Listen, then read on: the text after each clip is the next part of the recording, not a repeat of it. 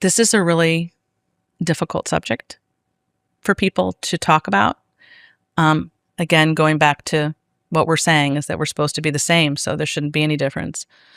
But the truth of the matter is, for most women, and not all, there are some women who are happy and fine in, living a more traditional man's life for life.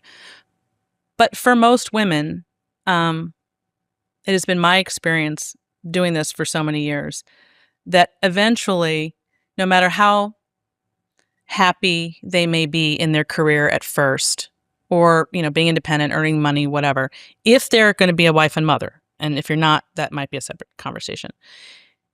Ultimately, that pressure to produce becomes very taxing once you've become a wife and mother, especially a mother, really a mother. And the more and more you are the primary breadwinner, and oftentimes this happens not necessarily consciously, but as the relationship grows, and if you are becoming the primary provider or the main provider, and I mean if there's a real gap here, especially if you have a stay-at-home dad, let's say, that's almost an extreme version of that, they become resentful.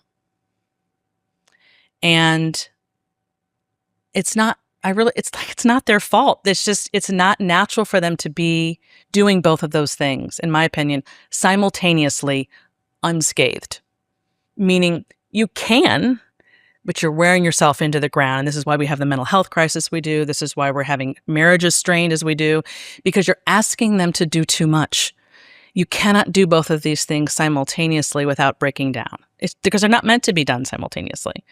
But the only way you could understand that is if you acknowledge the incredible amount of work that goes into raising a baby to become a healthy adult. If you dismiss that or think that's just something you can do on the side, this isn't going to register for you. You have, and that goes back to the whole career at the center and thinking these things can orbit around it. And it just doesn't work that way.